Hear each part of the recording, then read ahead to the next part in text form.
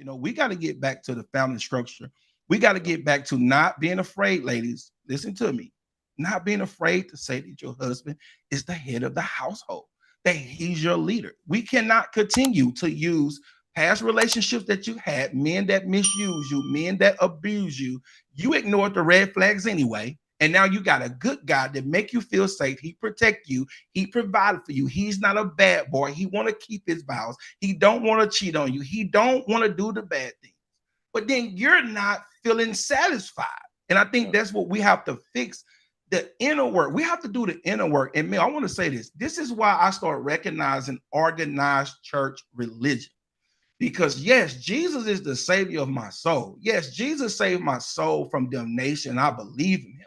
But Jesus don't do all the work for me. That's some inner work that I gotta do. I gotta check myself. And you said it. People don't want to call themselves a narcissist. You know why? Because that's the whole thing of a narcissist. If somebody cannot admit at some point in their life, or maybe even now, that they had narcissistic ways when they got in a selfish moment, when they was focusing on themselves the whole time, they was immature emotionally. If you can never reflect and admit that, that's 100% proof that you are a narcissist. Yes, sir. So I want to break this down.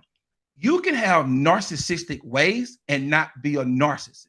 I can prove it because when the child is with the single mom, all children have narcissistic ways, and it starts as an infant. They cry. If you don't show up, they're gonna cry till you show up. But that's a child. A baby's supposed to be focused on them. That's all they know. That's all they feel. They don't understand nothing else but their needs. I'm hungry. I want milk. I want mama pick me up. But at some point, as you begin to develop, you got to start sharing. I have 3 children, 2 girls and 1 boy, and I'm constantly redirecting their behavior to say share. Yeah. This is not yours alone, but they don't understand that. So I have to help them and plant those seeds. But my wife is the one that nurtured that behavior in them. Yeah. Back to the woman. I want you to jump in and share your thoughts, Mel.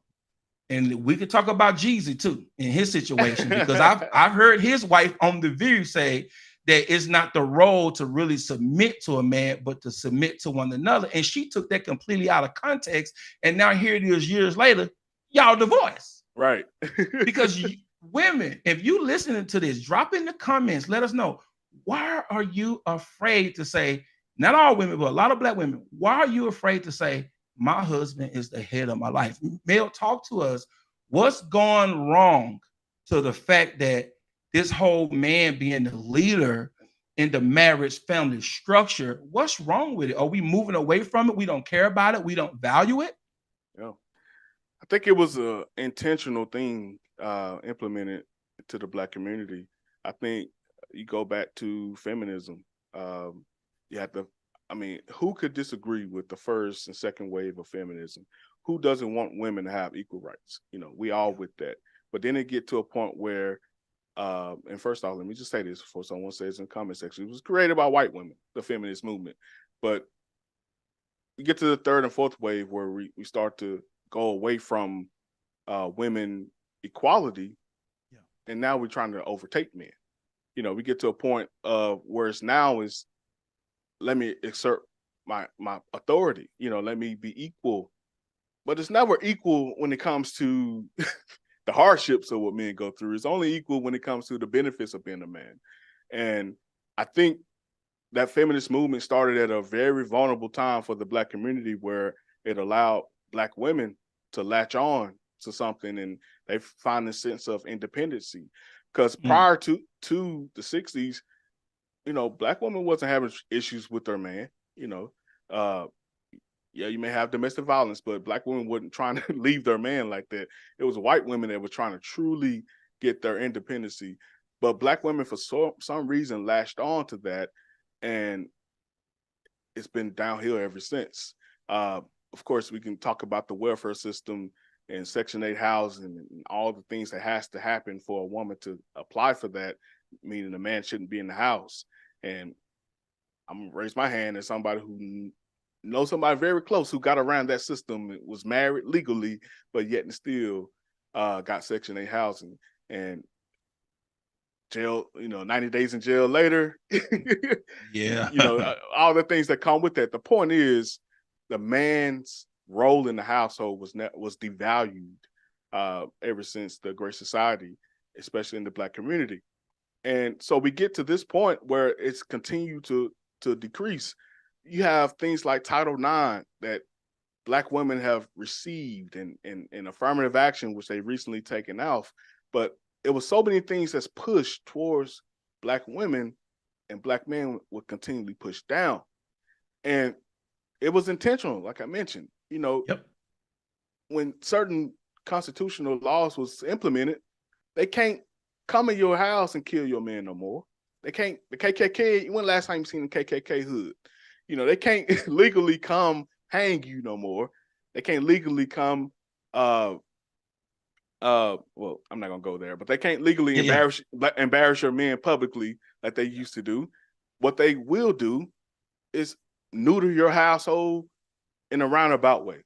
And the way they do that is uplift the women, downgrade the men. Completely, if you notice, almost all the households I know of that are Black, the men are, struggling. Either struggling to make it or struggling to get over the hump in their career. Yep. But women are flourishing, man.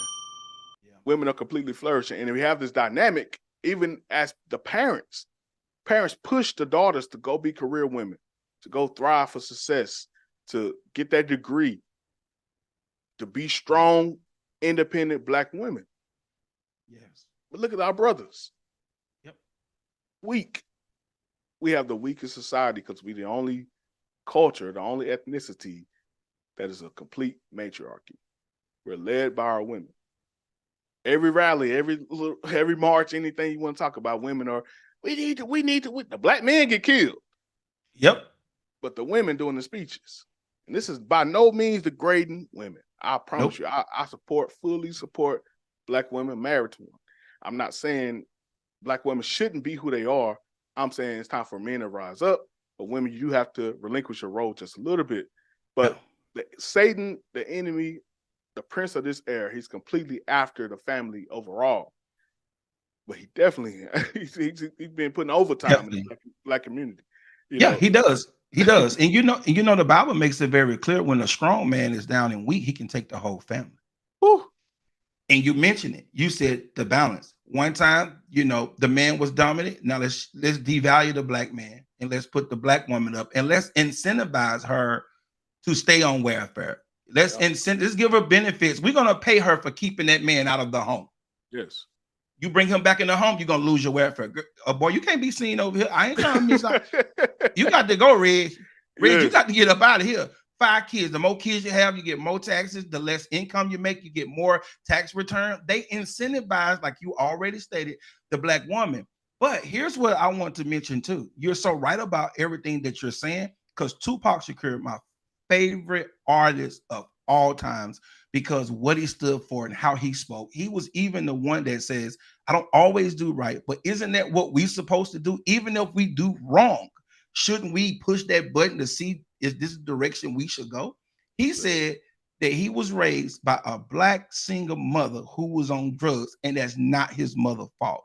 If you study history of Tupac, you know what he's talking about. It was the feds, the FBI, that broke up that home, because she was a part of Fina Shakur, which real name is Alice Walker. She changed her name to dodge the FBI, but she was a Black Panther movement. She fought her own case when she was pregnant with Tupac, and she won. She was highly intelligent, very influential. If you notice, the Black Panther movement was really the first group who even created welfare for the Black families. They was legally bearing arms of guns, and they policed the neighborhood, and they got rid of it. Right? Yeah. So you're right. All of this is intentional. But I felt Tupac when he said, that's not my mama's fault.